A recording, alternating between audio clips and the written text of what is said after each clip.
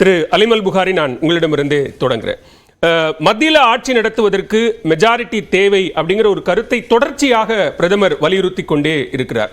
We believe that a majority is required to run the government அப்படிங்கிறத தேசிய ஜனநாயக கூட்டணி கூட்டம் ஜூன் 4ஆம் தேதியும் சொன்னார், இன்னைக்கும் சொல்றாரு. இதை தொடர்ந்து வலியுறுத்துவதனுடைய நோக்கம் என்னவா காங்கிரஸ் பார்க்குது? இல்லை, அதாவது யாருக்குமே தெரியாத ஒரு விஷயத்தை இவர் பேசவில்லை. மாறாக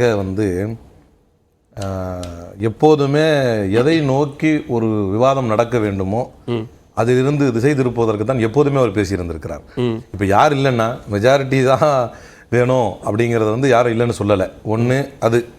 ரெண்டாவது, தன்னை நோக்கி யாரும் மைனாரிட்டி கவர்மெண்ட்னு சொல்லிடக்கூடாது என்று பயப்படுகிறார் மோடி என்பது உள்ளங்கை நெல்லிக்கனியாக தெளிவாக தெரியக்கூடிய இன்னொரு விஷயம். மூன்றாவது, எமர்ஜென்சி நினைவுபடுத்துவது, இதை நினைவுபடுத்துவது. நான் இங்கே இந்த இடத்துல இதே பாராளுமன்றத்தில் மணிப்பூர் விவகாரங்களின் போது நடந்ததையும் நினைவுபடுத்த விரும்புகிறேன். கிட்டத்தட்ட 1 மணி நேரம் பாராளுமன்றத்திலே மணிப்பூர் என்று அத்தனை எதிர்க்கட்சி தலைவர்களும் கத்தி கதறிய போது 1 மணி நேரம் நக்கல் நையாண்டி செய்து சிரித்து வேடிக்கை காட்டி எந்தெந்த மாநிலங்கள் எல்லாம் காங்கிரஸ் நோ கான்ஃபிடன்ஸ் என்று ஒவ்வொரு மாநிலமாக சொல்லி காட்டி அவர்கள் வெளியேற ஒரு கிட்ட நெருங்கின போது இருங்கப்பா அவங்க மேட்டருக்கு வந்துடுறேன் என்று கலாய்த்து தள்ளினார், ஜோக் பண்ணார். மணிப்பூர் சீரியஸ் இஷ்யூல. அது மாதிரி எப்போதெல்லாம் ஒரு கோர் இஷ்யூ மேல விவாதம் எழ வேண்டும், கோர் இஷ்யூவை பத்தி பிரதமர் பேசுவார் என்று எப்போதெல்லாம் நாம் நம்பினோமோ அப்போதெல்லாம் இது மாதிரி உப்புசப்பில்லாத வாதங்களை முன்வைத்து அதை விவாத பொருளாக மாற்றுகிறார். ஏன் மோடி மெஜாரிட்டி இருக்கணும்னு சொல்றாரு? எனக்கே யோசனையா தான் இருக்கு. இப்ப எதுக்கு அதை சொல்றாரு? மெஜாரிட்டியை காட்டினால தான் கவர்மெண்ட் ஃபார்ம் பண்ணியிருக்காரு. இல்ல காங்கிரஸுக்கு மெஜாரிட்டி இல்லைன்னு சொல்ல வராரா? அதுவும் உண்மைதான். இந்தியா கூட்டணிக்கு மெஜாரிட்டி அமையலைங்கிறதும் உண்மைதான். இல்லை தன்னை யாரும் மைனாரிட்டி கவர்மெண்ட் சொல்லிடக்கூடாதுன்னு சொல்றாரா? இதை பற்றியே நாம் விவாதித்துக் கொண்டிருந்தால் இப்போது நீட் விவகாரத்தை பற்றி யார் விவாதிப்பது? ஏற்கனவே ஒரு ஒருமித்த கருத்து வேணும். அரசாங்கத்தை சுமூகமா நடத்தணும், மக்கள் நல திட்டங்களை நிறைவேற்றணும், சட்டங்களை நிறைவேற்றணும்னா ஒரு ஒருமித்த கருத்து வேணும், ஒரு கன்சென்சஸ் வேணும். அந்த அடிப்படையில் இந்த கருத்தை சொல்றேங்கிறத சொல்றது. இது பச்சை பிள்ளைக்கு கூட தெரியும். ஆனால் நிறைய கருத்து வேறுபாடுகளோடு நிறைய பேருக்கு நிறைய கருத்து வேறுபாடுகள் இருந்தாலும், உதாரணத்துக்கு புரட்சியாளர் அம்பேத்கர் அது ஆரம்பிக்குது. கருத்து வேறுபாடுகள் உடையவர்களை கூட தன்னகத்தை அணைத்துக் கொண்டு ஒரு நல்லாட்சியை தர முடிந்த கட்சி என்பது காங்கிரஸ் தான். எல்லா மாநிலங்களுடைய உணர்வுகளை உணர்ந்து பின்னும் அதை வெற்றிகரமாக ஒரு ஆட்சியாக அழைத்து செல்லக்கூடிய கட்சி காங்கிரஸ் தான். கூட்டணி ஆட்சிகளை பலமுறை தவறவிட்டு பலமுறை கவிழவிட்டு வேடிக்கை பார்த்த கட்சி பாஜக தான் என்பதும் எல்லாருக்கும் தெளிவாகவே தெரியும். இப்ப அதை அதுக்காக தான் அவர் சொல்ல வராரு அப்படின்னா கூட அது ஒரு அர்த்தமில்லாத வாதமா போயிடும்.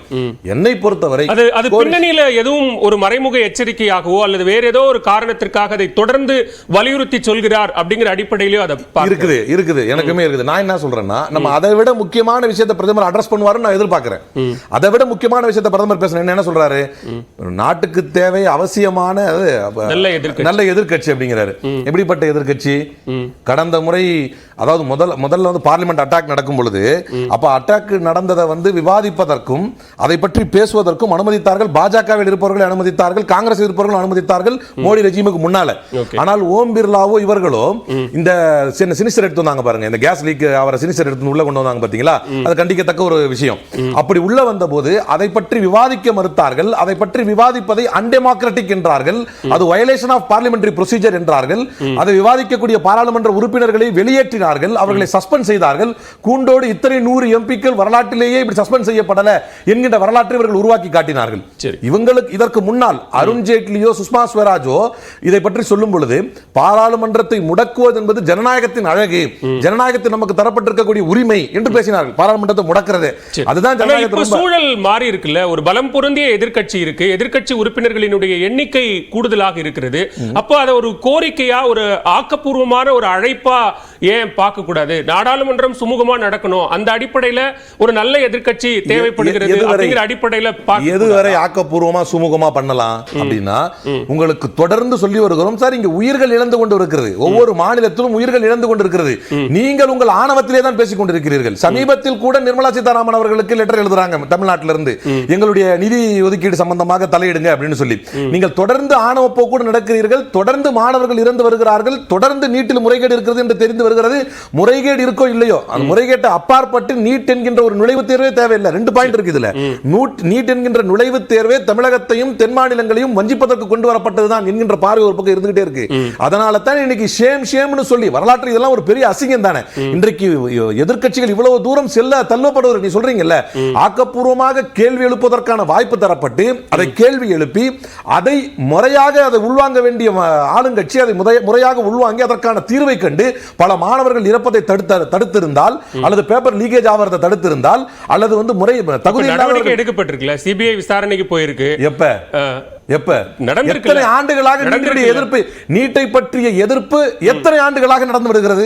இது நீங்க அறிமுகம் செய்த காலத்திலிருந்து தமிழ்நாடு எதிர்த்து வருகிறது. எதிர்க்கட்சிகள் கொடுத்த அழுத்தம் காரணமாக எடுக்கப்பட்ட நடவடிக்கைன்னு வெச்சுக்கோங்க. நடவடிக்கை எடுக்கப்பட்டிருக்குல்ல, நாங்க ரத்து செய்யணும்ல கேட்டுட்டு இருக்கிறோம்.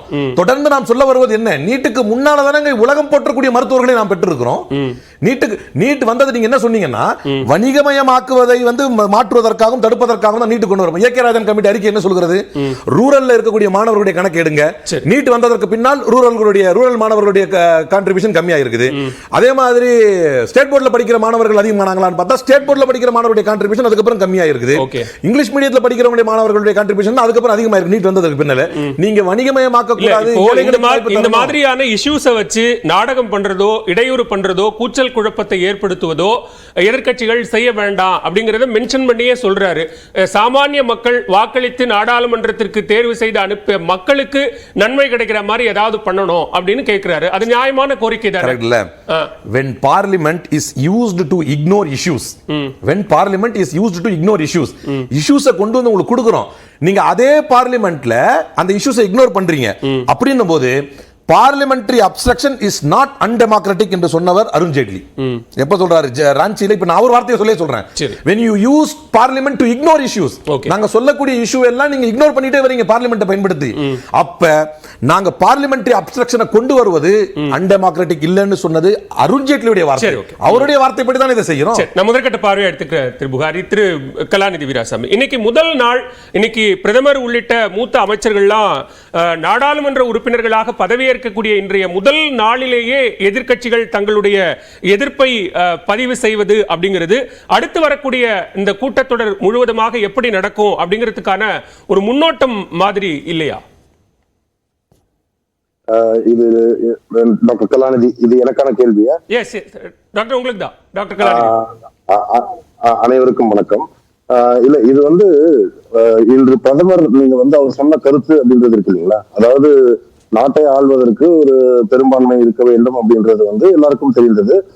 எதிர்கட்சிகள் வந்து ஆக்கப்பூர்வமாக இருக்க வேண்டும் அப்படின்றது. இப்ப ஆனா சென்ற 10 வருடங்களாக எதிர்கட்சிகள் ஆக்கப்பூர்வமாகத்தான் பல கருத்துக்களை சொல்லிக் கொண்டிருந்தார்கள்.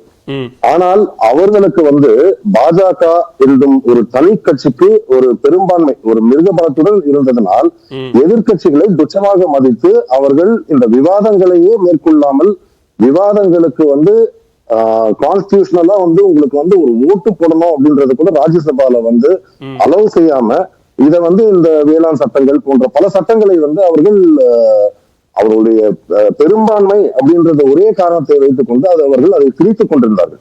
நீங்க வந்து இந்த 17th லோக்சபா அப்படின்றத வந்து நீங்க எடுத்து பாத்தீங்கன்னா கிட்டத்தட்ட ஒரு 170க்கும் மேல அதாவது மசோதாக்கள் பேசப்பட்ட பொழுது 50% மேல இருந்தது வந்து 1 மணி நேரம் 2 மணி நேரம் டிபேட் அப்படின்றதுதான் நடந்திருக்கு. இதுல வந்து ஒரு எதிர்கட்சி அப்படின்றவங்க வந்து இப்ப ஒரு சாதாரணமான ஒரு மசோதா அப்படின்னு வந்ததுன்னா எல்லோருமே அதற்கு ஆதரவு அளித்து, ஒரு நாட்டிற்கு ஒரு அச்சுறுத்தல் ஏற்படும் விதத்தில் ஏதாவது ஒரு பிரச்சனை இருந்தாலோ, ஏதாவது நாட்டின் வளர்ச்சிக்கு மிகவும் முக்கியமானது அதை செய்ய வேண்டும் என்று வந்தாலோ நாங்களே கூட வாக்களிச்சிருக்கோம். அதாவது இந்த அரசாங்கம் கொண்டு வந்திருக்கும் மசோதாக்களுக்கு எதிர்கட்சிகளாக காங்கிரஸ், டிஎம்கே போன்ற கட்சிகள் கூட வாக்களித்திருக்கின்றன.